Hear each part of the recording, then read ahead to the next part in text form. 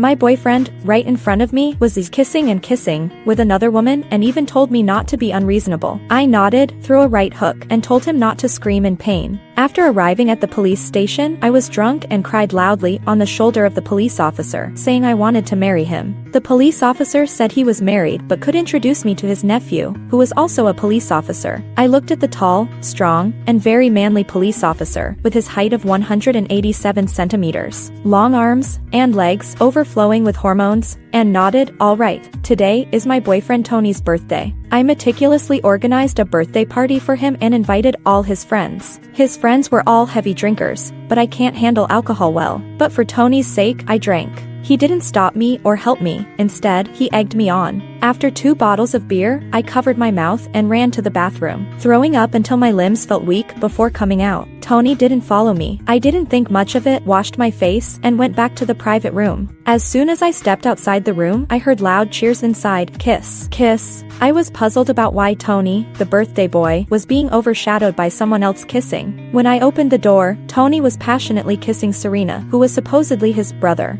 They were kissing hotly, clinging to each other, and it made me gag again. Fortunately, I had already emptied my stomach, so there was nothing left to throw up. My gagging caught the attention of someone closest to me, who turned around, saw me, and awkwardly nudged his buddy. One by one, everyone turned to look at me. Tony and Serena were still lost in their kiss. I expressionlessly pressed my hand to my chest, trying to suppress the urge to vomit. Someone couldn't stand it and reminded Tony. Tony then reluctantly pulled away from Serena, only to have a thin, glistening strand of saliva connecting their lips. I looked at them with a face that said, like a subway uncle checking his phone. Tony, flustered, tried to explain, but, probably mindful of his friends, kept his composure, and said in a somewhat, "Don't be unreasonable," tone. "This is just a game of truth or dare. Don't be unreasonable." He really knew me well. I am indeed quite unreasonable. I nodded. "This is just a right hook, so don't scream in pain." With that, I threw a powerful right hook at Tony. Caught off guard, Tony was knocked over. Seeing Tony getting hit, Serena flared up and tried to rush at me. I smiled. So this is the pure brotherhood they talk about? I had practiced Sonda before, although it was only a bit. Dealing with Serena was no problem. I remembered how she had secretly made my life difficult when Tony and I were dating. I shoved her head roughly into the big cake I ordered for Tony. I even said something fitting, "Eat shit." In the chaos, someone called the police. The police station was right across from the KTV, so they arrived quickly. We were all taken to the station and had to give statements one by one. The effects of the 2 bottles of beer were even stronger now. My head was buzzing and felt like it was about to explode. What a deadly beer, truly lethal. The police officer taking my statement looked dignified and upright, clearly a man of integrity. He was very serious in taking my statement while I wallowed in sadness. If I had known, I wouldn't have paid for the room and drinks or even the cake. This birthday party cost me more than a month's salary. It was heartbreaking. "Young lady, do you want to sober up first?" Seeing my dazed state, the police officer offered me a cup of warm water and asked helplessly. His kind and concerned tone made me burst into tears. I couldn't help but cry loudly, clinging to his legs, lamenting about my unfortunate encounters with bad men and the bitches. Why was I so miserable? Wah, officer, now only the police won't abandon me. Can you be my boyfriend? You definitely won't cheat. I cried, stretching my voice. In my daze, I heard the door to the interrogation room open, followed by the police officer's voice, barely containing a smile. "Young lady, I'm married, but my nephew is single. I can introduce him to you." The police officer pointed to a young officer who had just entered. I sniffled a few times and looked in the direction the officer was pointing. A tall, 187 centimeters, long-limbed, rough and manly young police officer with a surging aura of hormones was looking at me with a cool expression. I sniffled a few more times and turned to the first police officer. "All right. What happened next, I can't remember clearly, but I am sure Tony, that bastard, left me alone at the police station and didn't have my friends come to pick me up. When I woke up the next morning, I was in the police station's restroom, covered with a police uniform. Looking at the clean and neat restroom, I was momentarily disoriented. The drinks I had yesterday must have been fake. Now my head felt like it was being stabbed by hundreds of needles, painful and dizzy. After sitting for a while, I recalled some fragments of the previous day. I should have hit harder, I regretted, scratching my head. Why did I only give a right hook and press someone into a cake? I should have given them each a set of military boxing moves. Just as I was regretting not performing better, the door was knocked, then opened. I looked blankly at the door. "Awake? Then let's clear your head. I'll take you home," the police officer from yesterday said calmly. Images of him flashed through my mind. Yesterday, I think I forced him to add me on WeChat. Thinking of this, I felt suffocated. Combined with where I was now and the clothes I was covered with, I scrambled to stand up, quickly tidying my clothes, and obediently followed him, not daring to speak. In the police station, even the police dogs probably knew of my glorious deeds. Everyone smiled and watched us leave. I was extremely embarrassed and wished I could dig a hole to hide in. The police officer was likely off duty, dressed in casual clothes instead of his uniform. He walked ahead while I followed behind. He had long legs and walked quickly. I lagged behind, looking at his straight back, and considered taking the chance to sneak away. Forcing someone to add me on WeChat and acting out of line while drunk was already enough of a social death. Being driven home by him, confined in a small car. Just thinking about it made me want to dig a hole for my toes. After all, he is a police officer. One should admire from a distance, not desecrate. Stop. After I had almost made my escape, a voice with authority and no harshness came from behind. It was the police officer. My legs felt like they were nailed to the ground, unable to move. I turned around with a face more distressed than crying. Officer. The term officer made the usually stern and reserved young police officer's ears turn red. He lowered his voice. Am I that old? I was startled and blurted out. Not old at all. You look like you're not married. As soon as I said that, I wished I could slap myself. Why did I bring up that topic? I still got into the police officer's car. He was off duty and just happened to be taking me home. After I nervously gave my address, he seemed momentarily stunned but said nothing. The atmosphere in the car was eerily quiet. I took out my phone to pretend to play with it, trying to distract myself. But I saw a pinned unfamiliar Facebook profile. The profile picture was a cold portrait with the note, Universe's most handsome Rocky. This can't be a note I made myself, right? I originally planned to have Rocky drop me off at the entrance of the neighborhood, but he drove straight into the underground garage. Our neighborhood's underground garage requires a permit or a reserved parking spot to enter. I felt a bit suffocated, gripping the seatbelt tightly, and took a furtive glance at Rocky. Could it be that he's from the same neighborhood? Not only is Rocky from the same neighborhood, but he's also in the same building. And he's my neighbor across the hall. I stood at my door in a daze, watching Rocky open the door across from me. What kind of bizarre coincidence is this? Are you not going in? Rocky opened the door, saw me still standing there in a daze, and asked. I forced a helpless smile. I seem to have lost my keys. Rocky, this is the first time I've seen a guy's place so impeccably clean. In comparison, Tony's place is a complete mess. I sat nervously on the couch, and Rocky handed me a bottle of water. I accepted it with utmost respect and thanked him. No need to be so formal. Rocky also sat down on the couch. I was so startled that I nearly dropped the bottle. My inherent respect for police officers and soldiers, combined with the outrageous things I've done, made me feel a deep sense of reverence for Rocky. So, for a moment, I fell into silence again. During the silence, I thought I heard a sound at my door. It should be the locksmith arriving. I jumped up and bowed 90 degrees to Rocky. Officer Rocky, the locksmith has arrived. I'll head out now. I said this and almost ran out the door. But to my surprise, the person at my door was not the locksmith. It was Tony, that scumbag. I shouted, how do you have a key to my place? I had never given him a key to my home, no matter how much he begged. Tony was in the process of opening my door when he saw me suddenly burst out from the opposite door and yelled. He was startled. My door happened to open, and he slipped and fell inside.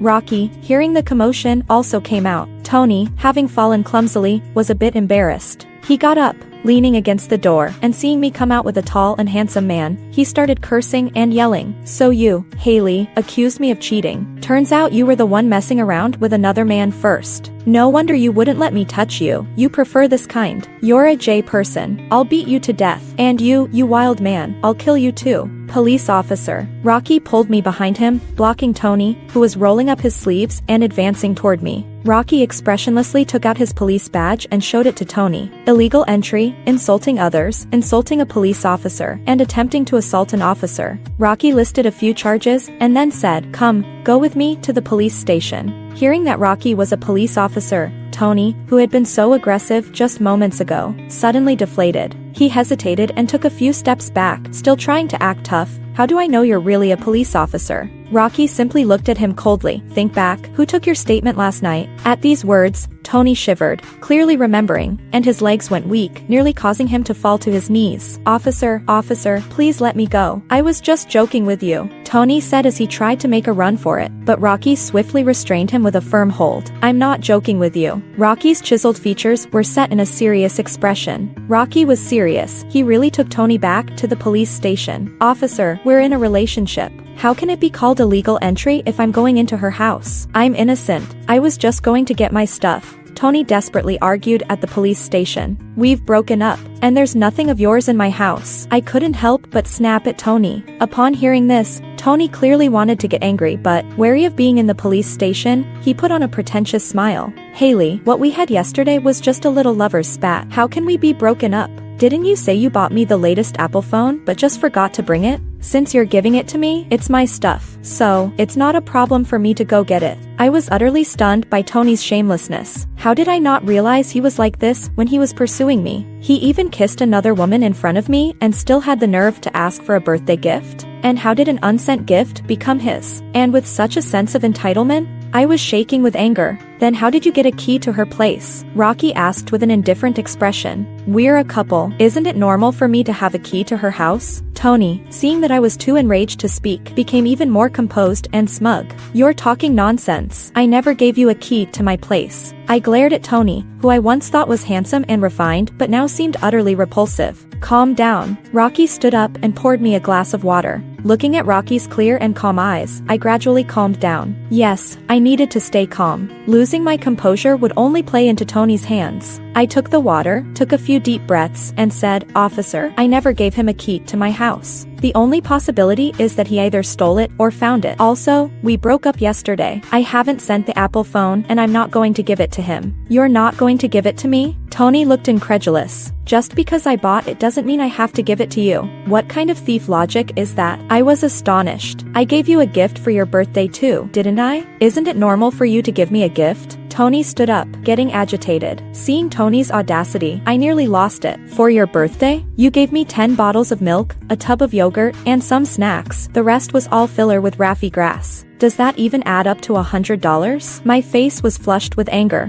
Why don't you mention that there was also a down jacket inside? That one cost over $2,000. Tony, caught off guard by my bluntness, looked somewhat flustered. I laughed in disbelief. A down jacket? The one you wore with a note saying you remember to return it after 2 days? You actually gave me a used down jacket with a note saying it needed to be returned. Tony had actually given me a used down jacket with a note saying I should return it after wearing it for 2 days. I was truly stunned by his audacity. I shook my head in disappointment. Tony, I must have been blind to be with someone like you. You and Serena are a perfect match. Please stay away from me. Tony continued to babble about how he and Serena were just friends, but I didn't want to argue anymore. Fine, even if you're just friends, I sighed. I'll say it clearly one more time. Tony, I'm breaking up with you. Please, both you and your friend should never appear in front of me again. Thank you. After leaving the interrogation room, I sat outside, dazed. I felt like such a fool for wasting 6 months with Tony and enduring so much trouble, not to mention dealing with Serena and his bizarre mother. I really wanted to gouge my own eyes out. I blocked Tony's Facebook and phone numbers. Just then, Serena arrived. I gave her a cold stare. What's up? You want to take a bite out of me? Serena asked triumphantly. I raised an eyebrow and said nothing. To be honest, you've been pretty patient. I've been messing with you for 5 months, and you've put up with it all this time. Serena laughed, covering her mouth. But what's the use of enduring so long? Look, he still chose me. Seeing Serena's smug face made me almost want to slap her. I'm giving you trash to go in the trash can. You two are quite a match. Of course, we are. He's even going to give me the new Apple phone. The latest model, worth over $10,000, unlike you, who only got $100 worth of Raffi grass. Serena sneered. My blood boiled. Tony had actually stolen my key to my place to steal the phone and give it to her. I glared at Serena, my sleeves rolled up, ready to slap her when someone stopped me from behind. Calm down. Hitting people is illegal. Rocky's calm voice came from behind me. his arm gently wrapped around my waist, preventing me from attacking Serena. I gritted my teeth, staring at Serena's made-up face, trying to calm down. Rocky was right. I didn't need to leave a criminal record for these two. You probably won't get the Apple phone because I'm not going to give it to Tony, I said coldly, looking at Serena. If you keep doing things that disgust me, I won't just push your head into a cake. After dealing with everything, I left the police station. Let's go. I'll treat you to breakfast. There's a good breakfast place nearby, Rocky said as he walked beside me. I was feeling at my worst and dejected. Officer Rocky, I'm not in the mood. I can't eat. Rocky looked at me and smiled gently. There's no hurdle that can't be overcome. It's better to realize what kind of person someone is in 6 months than to take years to find out. Under the morning light, I saw Rocky smile, and something in my heart was slightly touched. After breakfast, Rocky still dropped me off at home. I suggest you change the lock and install a security camera, Rocky said as he stood at my door. Okay. At the time, I didn't realize how much Rocky's suggestion helped me, including sending Tony's bizarre mother to jail as well. I took a day off from work and had the locksmith replace my door lock with the latest model, equipped with a fingerprint and password system and a surveillance camera. However, during installation, there were some issues with the fingerprint recognition. The locksmith said he would come back the next day to fix it, and since I could still use the password to open the door, I didn't worry too much about it. After finishing everything, I called my best friend. I cried my eyes out. It wasn't just about breaking up with Tony, it was about how I wasted 6 months with this trash, enduring so much, dealing with Serena and his bizarre mother. My best friend, after hearing all this, took a leave and rushed to my place, saying she wanted to beat Tony up.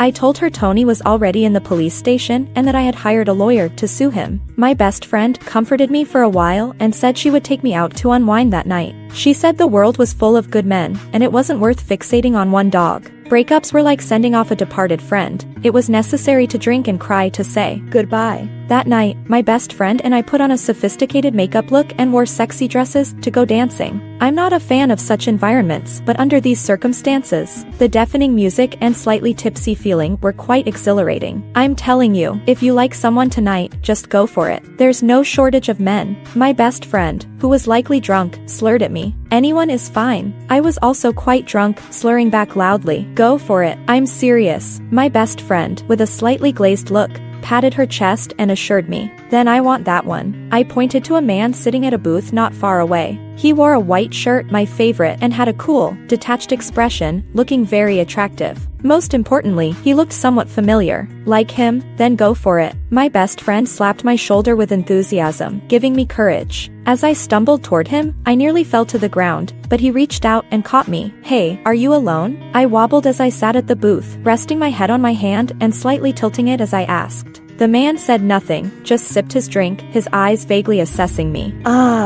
You're so aloof, but I like you just like that. I was tipsy and poked his chest. His chest felt really good, firm with a bit of softness. I instinctively reached out to touch it. He grabbed my hand. Haley, look closely and see who I am. The man held my hand firmly, speaking with a slight, controlled pressure. I struggled to open my eyes and looked at him. He really did look familiar. A fleeting thought crossed my mind, but I couldn't grasp it. I can't see clearly. I shook my head, grinning, and wrapped my arm around his neck. Pointing to my best friend, who was smiling at me from the dance floor, I proudly said, "My friend told me to go for whoever I like tonight, so I'm going for you." So you're interested in me again? The man's cool voice carried a hint of a smirk. Again? My mind was too foggy to understand. I blinked, not catching his meaning. All I could think about were his moist, jelly-like lips, which reminded me of the jelly I ate as a child. I really wanted to bite them, so I did just that. Amidst the deafening music, I heard a sharp intake of breath, then I was pressed against the table. The man took charge, biting me back several times. After that, I lost consciousness and fell into a deep sleep. The next morning, I was woken up by someone. Rocky, dressed in pajamas, with sleep marks on his handsome face and messy black hair, handed me my phone. "Your friend has been calling you non-stop. It's better if you take the call." His voice was hoarse from just waking up, but it had a soothing effect. I looked at Rocky in a daze, answered the call, and accidentally put it on speaker. As my brain was still rebooting and I was staring blankly at Rocky, my friend's loud voice blared from the phone. "So, Haley, how was that guy last night? He looked like he's in great shape." Rocky. I was mortified, totally and utterly mortified in front of Rocky. "Rocky, it's not what you think." After I clumsily ended the call, I knelt on Rocky's bed, looking like I was on the verge of tears. "All right, calm down," Rocky said, looking at me with a slight exhale. I slept in the living room last night. Your fingerprint lock wouldn't unlock, and you didn't have your keys. When I asked for the password, you could only. Rocky didn't finish his sentence, but from his unusually red ears, I could tell that I must have done something to him. So I had to bring you back to my place, Rocky said, turning his face away, explaining awkwardly. Thank you so much, Officer Rocky, I said, tearfully grateful. After I tidied myself up a bit and apologized to Rocky profusely, I prepared to go home. As soon as I opened the door, I saw Tony's mother banging on my door, demanding to be let in. Looking at her fierce demeanor made my temples throb. I turned to escape into Rocky's place, but as I turned, I collided with Rocky. Stumbling a bit, he caught me, and inertia caused me to fall into his arms. As I was disoriented, Tony's mother, hearing the commotion, turned around. Seeing me in Rocky's arms, she raised her sleeves and started cursing. So it's you, Haley. You're putting a green hat on my son. Hearing this, I rubbed my head, stepped out of Rocky's embrace, and said calmly, Auntie, Tony and I have already broken up. There's no green hat involved. It's him and his good buddy Serena who put the green hat on me. I couldn't help but raise my voice at the end. When Tony and I were together, no matter how unreasonable or difficult his mother was, I always respected her as an elder and Tony's mother, so I would usually keep quiet. But now, it was different. Her son had wronged me. Why should I still tolerate this? What kind of green hat is that? Tony's mother, big and burly, walked closer to me, almost into Rocky's place, hands on her hips. My son graduated from college. What's wrong with having a few good friends? That's normal. He's a college graduate. I couldn't help but laugh. A college graduate? A pseudo a 985? He couldn't even pass the graduate school exams, and she makes it sound like he's a genius. What are you laughing at? Tony's mother, displeased, slapped my arm and tried to twist it. You promiscuous woman. How dare you find another man? Rocky, quick to react, stepped in front of me, blocking me. Do you want to make a move? What if I do? A wild man. I'll beat you up. Tony's mother, truly a product of her upbringing, spoke just like her son. She shoved Rocky with malice. Then, Rocky called the police. As Tony's mother was being taken away by the police, she kept spewing curses. She said my family only had me as a daughter. If I didn't marry her son, no one would want me. She even cursed my parents with absurdities. I was so angry my face turned red, while Rocky held my face and gave me a deep kiss with a resonant smack. I was stunned, staring at Rocky. Rocky held me close, smiling in a way that irritated me. He said to Tony's mother, her family won't be left without descendants. I'm moving in with her tomorrow and will give her 3 sons, all of whom will have her last name. I've even picked their names, Leo, Gio, and Peo.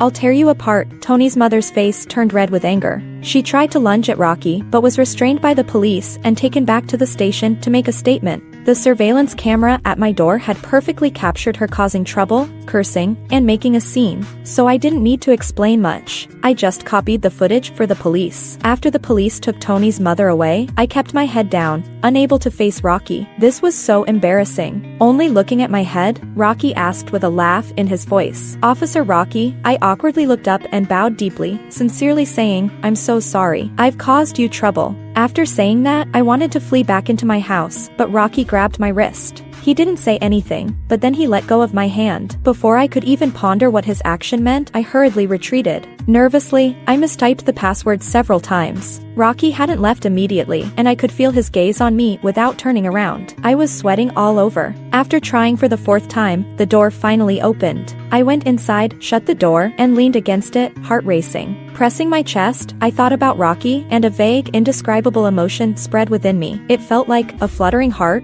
I thought that after being taken away by the police for a talk, Tony's mother would recognize her issues. But she didn't. Instead, she became even more aggressive. She even found the location of my company and tried to come in and harass me. But the building's security measures were good, so she couldn't even get past the front door. Unable to get inside, she waited at the building's entrance for me to get off work. At first, she spoke softly, trying to persuade me with reason and emotion, asking me to drop the case and release Tony. When she realized that didn't work, she started cursing and clinging to me, telling everyone who came out of the building how heartless I was, how I had abandoned my boyfriend, and how I was involved with a young man. I'm not someone who can be easily bullied. So I exposed how Tony had been cheating on me with Serena under the guise of being good friends, even kissing her in front of me, and how he had been taking my money and things to give to Serena. After breaking up with Tony, I also realized that every time he came to my house, the skincare products, cosmetics, and even snacks he took weren't for his mother, but were given to Serena. I really don't know whether to say Serena has no picky taste or Tony is just so calculating. After exposing all this, not only did Tony's mother not feel ashamed, but she also mocked me again, saying that having only one daughter meant my family would be childless. Seeing Tony's mother's smug expression made me want to grind my teeth in anger. In a moment of losing my rationality, I thought of Rocky. Auntie, how could my family be childless? That boy was passionately pursuing me, and although I didn't want to agree, you were right. He even said he was willing to marry into my family and give birth to 3 sons, all of whom would take my surname, named Leo, Gio, and Peo. Thinking about it, I should actually agree to his pursuit. Forget it, I'll agree now, I said with a smile, taking out my phone and pretending to send a message in front of Tony's mother. Seeing this, Tony's mother tried to snatch my phone, but I was quicker, dodging her. As she tried to grab me again, the police restrained her. Tony's mother's repeated harassment had made me inform the security downstairs in advance that if she came again, I would call the police. The security downstairs was already familiar with Tony's mother's troublesome behavior, so when she grabbed me today, they called the police. After understanding the situation, the police took Tony's mother away. I stood there, smiling as I watched Tony's mother leave.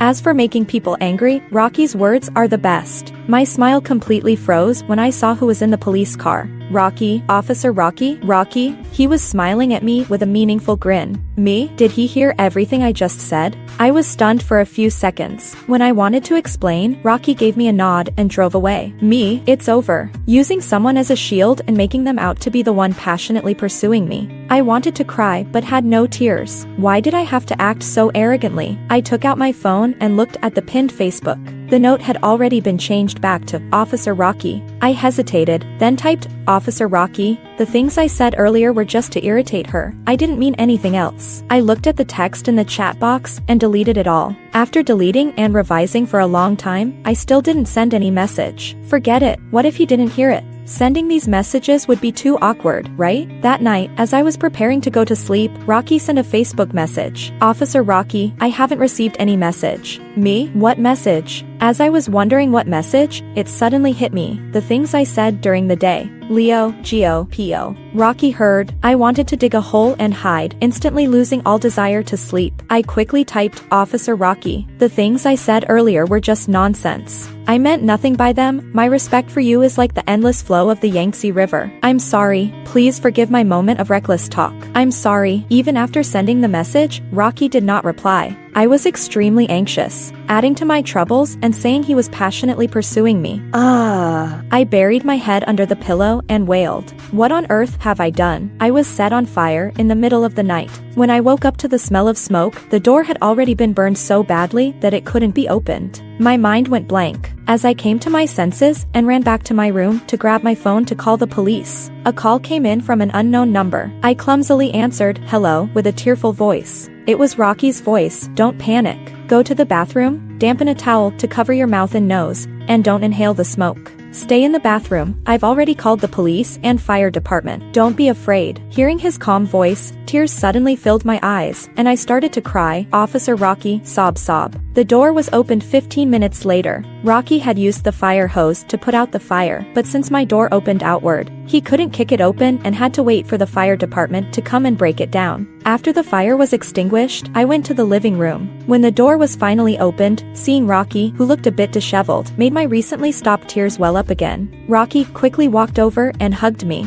My fear and panic seemed to finally have an outlet, and I burst into tears with a loud sob. I was taken to the hospital for an initial checkup, which showed no serious problems. However, Rocky had suffered burns on his arm. In the emergency room, I stood beside him, wearing Rocky's police uniform, with red eyes, watching the doctor treat the blisters on his arm, and he didn't make a sound. Go sit over there, don't watch, Rocky said gently. I looked at his chiseled face with traces of smoke damage. Looking down, tears streamed down my face. All right, if you want to watch, just watch. Stop crying, Rocky said with a hint of helplessness. He thought I was crying because he asked me not to watch, but I wasn't crying for that reason. The emergency doctor, who seemed to know Rocky, looked at me and teased. Officer Rocky, is this your girlfriend? She's quite pretty. Rocky glanced at me but didn't refute it. Instead, he said, Dr. Zhou, I never knew you were so gossipy. After helping Rocky with his injuries, I gave my statement. During the statement, I suddenly remembered that my home's password lock had built-in surveillance, with cloud storage. When I reviewed the footage, I couldn't believe my eyes. It was Tony's mother. Although she was fully covered and disguised, I still recognized the mole on her forehead and her bulky figure. I gasped in shock. She wanted to kill me? Not only did she pour gasoline at my door, but she also did the same at Rocky's door and then set it on fire. I used to think she was just selfish and ignorant, but I never imagined she would dare to commit arson. I recognized the arsonist, and the police quickly apprehended her. At first, Tony's mother tried to deny it, but the property management had also retrieved surveillance footage showing her disguise a process. Seeing that denial was futile, she began to make a scene at the police station, claiming that it was my fault for not withdrawing the case and releasing Tony, that I deserved this. The police told her that Tony's case wasn't severe and he could be released after some time, but she was looking at a sentence of at least 3 years and up to 10. Upon hearing she would be sentenced to at least 3 years, Tony's mother was completely deflated and collapsed on the ground. Her eyes were vacant, her lips trembling. After looking around at everyone, she crawled toward me on her knees. Rocky immediately stepped in front of me, blocking her. "Haley, please save me. Please save me. Auntie was just joking with you." Tony's mother pleaded, tears and snot streaming down her face as she banged her head. "Auntie had no bad intentions. I was just joking." I felt physically nauseated. Is this a joke? If Rocky hadn't happened to be working late and had seen the fire as he was leaving, I might have been burned to death. Is a life something she can joke about? I tugged at Rocky's sleeve, signaling that I wanted to leave. After leaving the police station, it was already nearly dawn. Looking at the gradually brightening sky, I felt disoriented. I almost lost my life over a failed relationship. "Shall we find a hotel and get some rest?" Rocky asked, standing beside me. Both my home and his were in a mess, with the door still needing repair, so we couldn't sleep at home. I looked at his chiseled features and the bandages on his arm, feeling my eyes well up. "Officer Rocky, the breakfast place you mentioned, is it open now?" I asked, sniffling. "It's open," Rocky replied, his eyes twinkling with a bit of starlight. "As long as you want to eat there, it will be open." My near-death experience from the fire not only alarmed my parents, but also my grandparents. When they arrived, Rocky and I were tidying up the entrance. My grandmother, seeing the mess at the door, almost had a heart attack from the shock.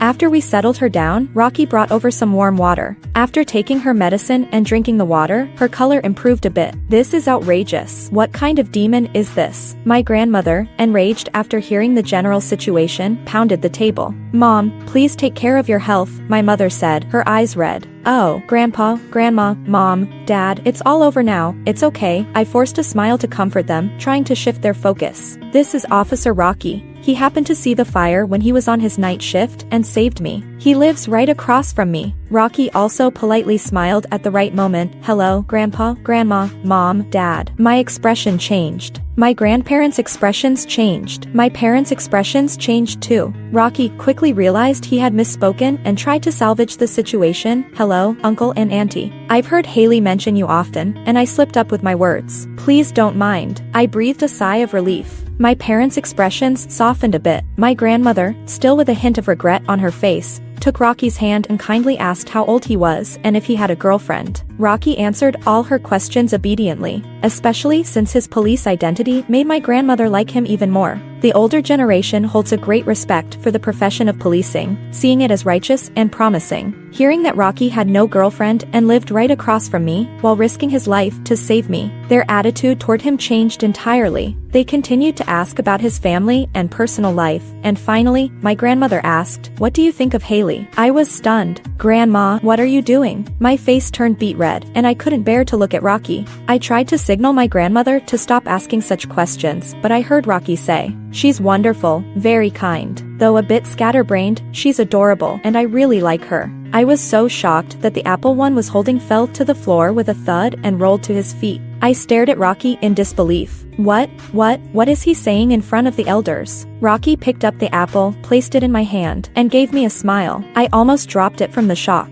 With Rocky's words, my grandmother seemed to find her momentum, and she kept talking to Rocky about my childhood, even getting my grandfather to pull out photos of me as a child from her bag. Photos of me in a belly band, with pigtails, and rosy cheeks. Seeing the photos of myself, I felt both embarrassed and angry. Snatching them away, "Grandma, why are you carrying these around? Even if you brought them, why show them to Rocky? What am I supposed to do with this?" I was at a loss. In my haste to grab the photos, I accidentally touched Rocky's hand. He gasped slightly, and I realized I had touched his injury. Are you alright? I immediately held Rocky's hand gently, checking for any blood. It's fine, don't worry, Rocky comforted, rubbing my head. I'll help my mom, I said in a panic, not knowing where to look.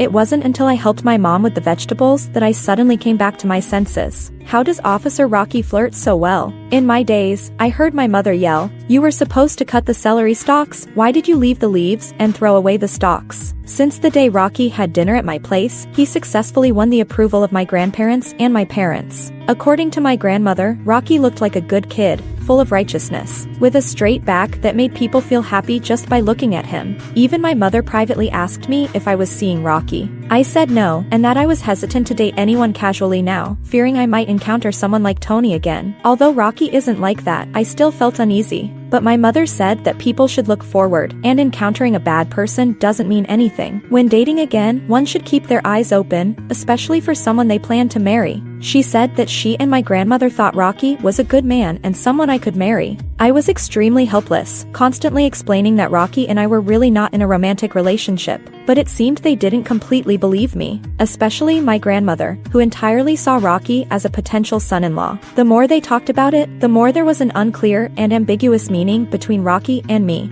Moreover, we lived too close to each other, just across the hall. Sometimes after work, he would bring me a late-night snack, or after an overnight shift, he would bring me breakfast in the morning. I would also make some small desserts on weekends and give them to him. Is it good? I asked Rocky, who was tasting the new cake I made. It's good. Rocky looked up at me and smiled. Of course, it's at a store level, I said proudly. A bit of cream was on the corner of his lips, and I instinctively took a tissue to wipe it off. The moment I wiped it away, I realized what I had done. I immediately tried to withdraw my hand, but Rocky was quicker. He grabbed my hand and said earnestly, "Haley, I like you. Can you be with me?" Rocky's palm was large, dry, and warm. Facing his intense gaze, I felt a bit overwhelmed. I licked my dry lips and asked, "Do you policemen always speak so directly?" Hearing this, Rocky chuckled softly. "When you like someone, you should be straightforward." I was so embarrassed that my ears turned red. I wanted to pull back my hand, but he held it firmly in his palm, looking a bit cute, and said, "Haley, can you give me a chance?" "Can I?" "Yes, I can. Since being with Rocky, I have come to understand what true love is. Love is not a one-sided effort but a mutual pursuit.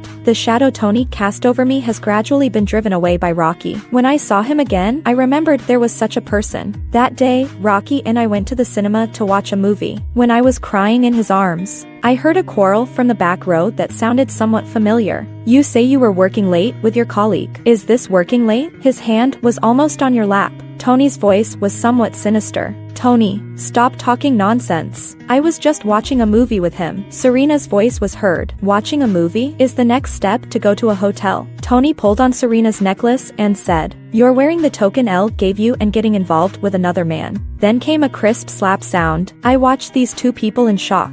People around us started taking videos with their phones. Seeing so many people recording, Serena ignored the slap she gave Tony, grabbed her bag, covered her face, and ran away crying. Then Tony and the guy who came with Serena started fighting. The cinema security quickly came over and separated the two. After that, I didn't know what happened. Because I found it unlucky, I took Rocky and left first. Later that evening, as I was preparing to sleep, Rocky knocked on my door. He was wearing the same couple's pajamas and slippers as mine. "Why are you here now?" "I'm so tired," I said, opening the door and sleepily walking to the sofa. Rocky followed me in and closed the door. "Haley," Rocky came to me and knelt on one knee. I struggled to open my eyes and saw Rocky holding a ring box in his hand. Inside the blue velvet box was a large diamond ring, shining with a brilliant light. Rocky knelt on one knee and said sincerely, "I know this is sudden, and we haven't been together for long, but I really love you. I want to spend my life with you. You can refuse me, and if you do, I'll try harder. It's just a birthday gift for you, and you don't need to feel any pressure." Rocky patted my head gently, his eyes full of tenderness. I looked at the diamond ring and then at Rocky, who was entirely focused on me, and my heart raced. After a long moment, I finally found my voice. Which finger does a proposal ring go on? After agreeing to Rocky's proposal, he took me to meet his parents. His father is a university professor, and his mother runs a company. They are very strong-willed but surprisingly easy to get along with. Their attitude was, we won't interfere in your daily life, but where we are needed, we will go all out. Before we parted, Rocky's mother gave me a thick red envelope and a box with a very fine jade bracelet inside. I hesitated to accept it and tried to refuse, but his mother firmly pushed everything into my arms and said seriously, "Auntie really likes you. This gift and the red envelope are just formalities. You must accept them." Then, she whispered in my ear, "If this brat bullies you, just tell me, and I'll teach you how to deal with him." Rocky, standing beside us, helplessly said, "Mom, your whisper is a bit too loud." I chuckled and felt completely relaxed. After meeting both sets of parents, they arranged to meet each other. It was as if they had known each other forever. During their conversation, they even began imagining our future, including having children and them helping out with the joy of it all. In the end, they almost wanted us to get married right then and there. Regarding the issue of the child's surname, Rocky must have informed his parents in advance. He said that since I had carried the child for 10 months and risked my life to give birth, the child should bear my surname. Rocky's parents had no objections. His father, a university professor, did not agree with the notion that a surname is for continuing the family line. In his view, after people die, they can't control their descendants. The surname doesn't matter. The child is still the precious one of their family. Rocky's mother said that as a fellow woman, she understands the hardships of childbirth, so it was completely fine for the child to have my surname. Seeing Rocky's parents being so reasonable, my parents felt a bit embarrassed and proactively suggested that the first child take Rocky's surname and the second one mine. After finalizing the details, both sets of parents gave us the household registration book and a bank card. The household registration book was for us to get our marriage certificate, and the bank card contained the money they had prepared for buying a house. As for the wedding, they still needed some time to prepare. According to them, since they only have one child, the wedding must be done properly. Seeing them eager and prepared, Rocky and I felt a bit overwhelmed. "Shall we go get the marriage certificate tomorrow?" Rocky asked, satisfied and content, holding me that night. I was so exhausted that I said casually, sure, just let me sleep, I'm so tired." At the moment I was falling asleep, I heard Rocky say, "Haley, I really love you." Rocky woke me up before dawn. I was grumpy and looked at him resentfully. He seemed unaware of it, rummaging through my wardrobe and holding up different clothes, asking, "Honey, do you want to wear this one, or this one, or this one, or this one?" I turned over to sleep, mumbling, "None of them, I want to sleep." For the first time, Rocky didn't follow my lead. He pulled me up, saying, "No way, I won't feel at ease until we get the certificate. Get up quickly, I've already squeezed the toothpaste for you." When we were dressed and standing at the Civil Affairs Bureau, it was still closed.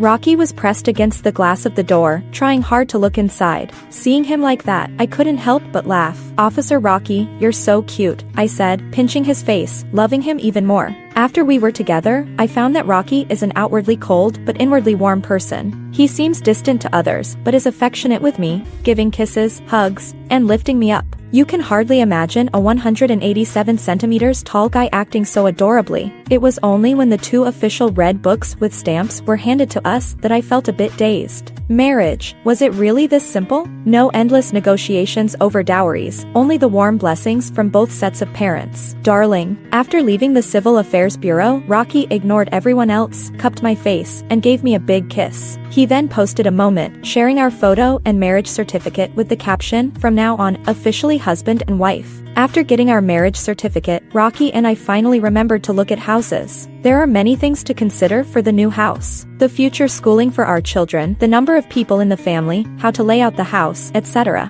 I was overwhelmed by the choices. I found a property I was quite satisfied with and went to see it in person. Rocky and I decided not to consider pre-sale properties due to their instability. Recently, several real estate projects had failed, and many people had no way to complain. So, we chose a ready-to-move-in property. The location and size of the house were quite suitable. Just as we were about to make the payment and sign the contract, Rocky was called back to his office for an urgent task. Before leaving, he handed me his bank card and hurriedly said, "Just write your name. I have to go now. You'll go back on your own later. Be safe." He then ran back to give me a quick kiss before waving goodbye. I felt a bit embarrassed, but the sales clerk was very natural. She smiled and said, "You and your husband really seem to be in love." While waiting for the contract to print, I was sitting on the sofa, playing on my phone. Hey, isn't that Haley? Are you here to look at houses too? Serena, dressed in a provocative short skirt and elaborate makeup, sat down in front of me. I ignored her and continued to focus on my phone. What's wrong? Can't we chat? Which property are you interested in? You'd better tell me because I don't want to be in the same neighborhood as you. Serena casually twirled her fingers and held them out towards me. I noticed the diamond ring on her hand and raised an eyebrow. Is she trying to show off? I silently extended my left hand and played with my hair. The diamond ring on my finger was significantly larger than hers. Serena's face turned a bit sour, but she quickly retorted, probably fake, right? Just for your own amusement? I didn't respond because the sales clerk came over and politely handed me the contract, saying, Ms. Haley, please check if there are any issues with the contract. We are buying the house with full payment, right? I smiled politely, yes. When Serena heard me say yes, her face turned green with envy. As she was about to speak, a young man sat down beside her and wrapped his arm around her waist. She leaned into his embrace. Friend? The man asked. Not exactly a friend, Serena replied coquettishly.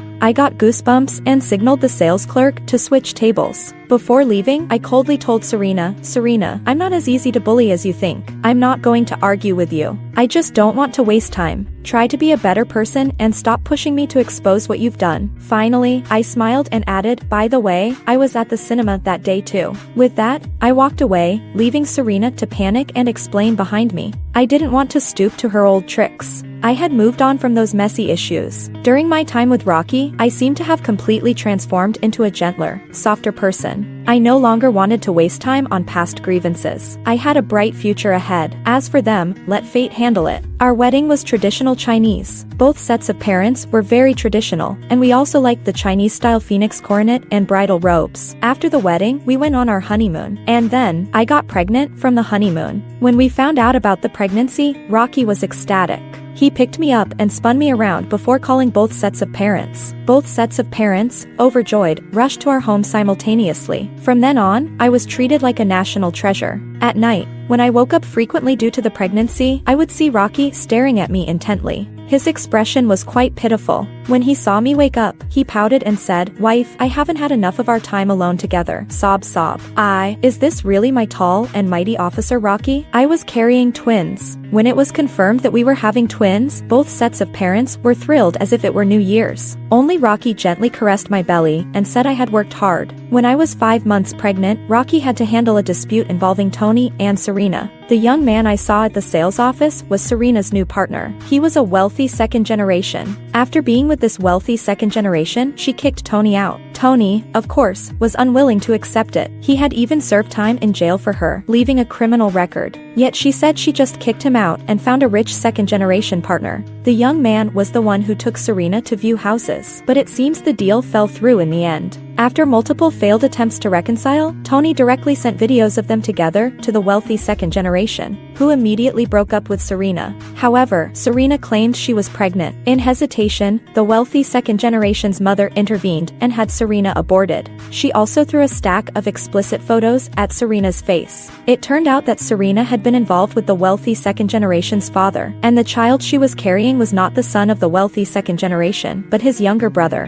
When I heard this, I was dumbfounded and shocked. This was so melodramatic. I didn't hear the ending of the story, as hearing these things while pregnant was truly distressing. During my pregnancy, I was well taken care of with a balanced diet and minimal weight gain apart from the baby. Additionally, I was in good health, so after a comprehensive assessment, we chose a natural delivery. On the day of labor, Rocky was on a mission. My mother and Rocky's mother accompanied me for the delivery. Although I had an epidural, it didn't eliminate all the pain, and I still felt it quite intensely. After 3 hours, I gave birth to a pair of twins, a boy and a girl, completing our family with a son and a daughter. When the midwife placed the tiny babies in my arms, the indescribable feeling was unforgettable and will stay with me for a lifetime. As I was wheeled out of the delivery room, Rocky immediately came to meet me, still in his police uniform. His hands trembled as he held my face, his lips were slightly pale, and his eyes were red. He kissed me and said, I'm sorry for not being there with you. When I married him, I knew that he bore not only the responsibility of being with me, but also his mission and his duty to the people. He doesn't entirely belong to me. So, even though there was a small regret, seeing him as I left the delivery room made me very content. I kissed him back, smiling, "Officer Rocky, from today on, we are a happy family of 4.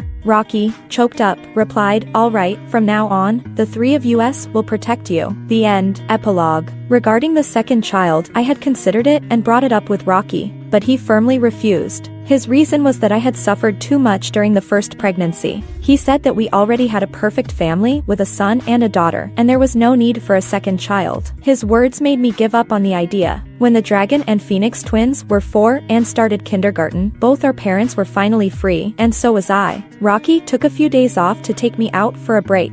Then a month later, we discovered we were expecting a second child. When the pregnancy test showed 2 lines, Rocky and I stared at each other, reaching the conclusion that the quality of the products from JSTOR was really not up to standard. We urgently convened a family meeting to discuss whether to keep the second child. Both sets of parents were astonished but overjoyed. Since both Rocky and I are only children, they hoped we would have more children to fill the home with noise and joy. I wanted to keep the second child, but Rocky was the only one opposed. His reason was still the same as before. Because of this, we ended up in a Cold War. I thought that what was in the past was in the past, and now that we had one, why not keep it? Besides, we could afford it. For this reason, I didn't let him return to our room for 3 days. He was also busy at work and didn't come home for 2 days. On the 4th day, I finished watching a TV show and went to bed early. Both kids were staying with Rocky's parents or my parents, so I enjoyed the quiet. In the middle of the night, when I woke up due to a need to use the bathroom, I was startled to see Rocky crouched by the bedside, his eyes red. My mind was blank, and I forgot about our Cold War, instinctively asking, "Why are you sitting here?" Rocky paused for a moment, then got up and hugged me. "Just have the baby if you want to. Let's stop the Cold War, okay?" I was surprised. Later, I learned that Rocky had been on duty that day, and a colleague of his had nearly sacrificed his life. After this incident, he realized that life is unpredictable and that cherishing the present is most important. He didn't want to be unhappy with me over the issue of having a second child. He had come to terms with it, and as long as I was willing, he would fully support it. Rocky was initially worried about the risks of having a second child, but the doctor assured him that my body was in good condition after the first pregnancy and that having a second child wouldn't be a problem. That put Rocky's mind at ease, but he remained anxious. If I turned over in my sleep, he would wake up in alarm, not to mention the increasingly frequent nighttime trips to the bathroom. When it was finally time for delivery, Rocky made up for the regrets he had from the first time. He stayed with me throughout the process. A man who showed no mercy to criminals trembled so much while cutting the umbilical cord that he almost didn't cut it through. During this postpartum period, I received care that surpassed what I had during the first pregnancy. He was so attentive that he practically wanted to do everything for me, even going to the bathroom.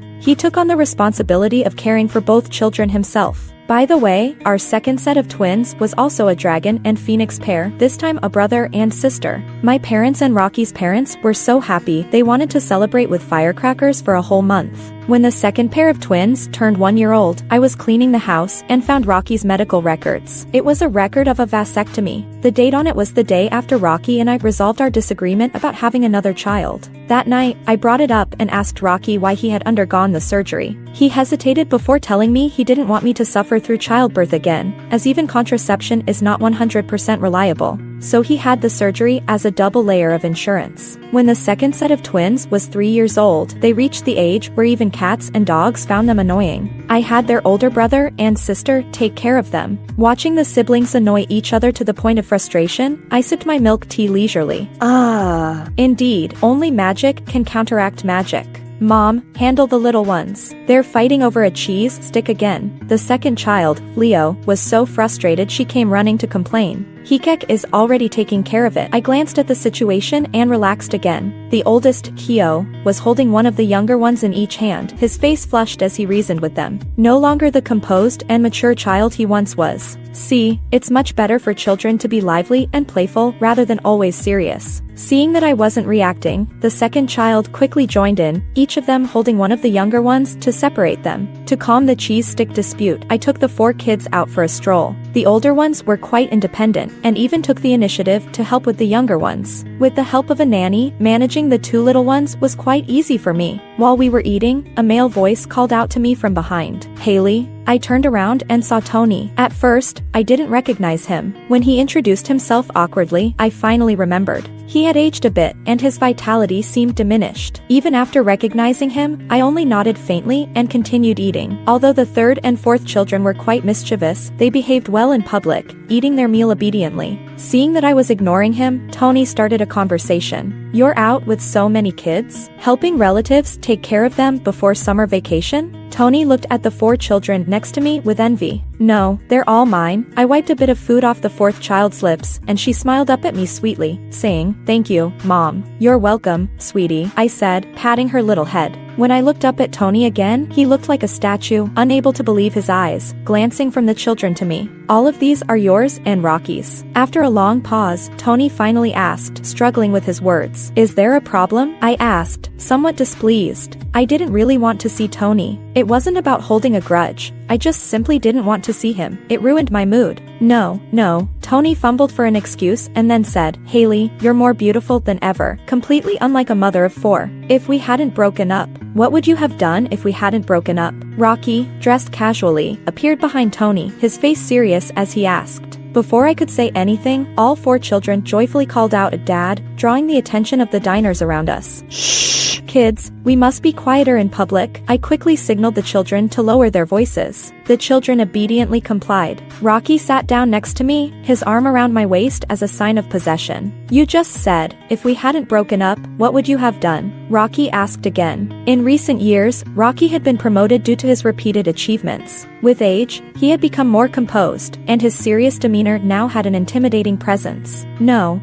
Tony hastily found an excuse and left in a hurry. After Tony left, Rocky, ignoring the public setting and the children, gently held my face and kissed me deeply with a hint of jealousy. "How can a mother of 4 still attract so much attention?" I playfully replied, "Maybe we should have a 3rd child. Perhaps when I'm a mother of 6, I won't be so charming anymore." Rocky, the oldest, Keo, covered his own eyes and the second child, Leo's, eyes, saying, "Don't look, don't listen." The second child then covered the 3rd and 4th children's eyes, repeating, "Don't look, don't listen." Later, my best friend told me that despite the dramatic breakup between Tony and Serena, they never actually split up. Tony, unwilling to accept being discarded by Serena after all he had invested, continued to be with her. And Serena, after her troubles with the wealthy family, had a damaged reputation and thus settled for being with Tony. They even obtained a marriage certificate but didn't hold a wedding. Later, when Tony's mother was released from prison and saw that they had been married for 4 years without children, she aggressively had Serena examined at the hospital. It was discovered that Serena had difficulty conceiving due to numerous abortions. Tony's mother, infuriated, beat Serena in the hospital. From then on, Tony's mother grew even more intolerant of Serena, constantly tormenting her. Serena and Tony's marriage was quite rocky. Serena looked down on Tony, and Tony had his own grievances. But in recent years, Tony had done well, earning a bit of money. Serena, unwilling to divorce, continued the tumultuous relationship. Now with Tony's mother also involved, their life had become even more chaotic.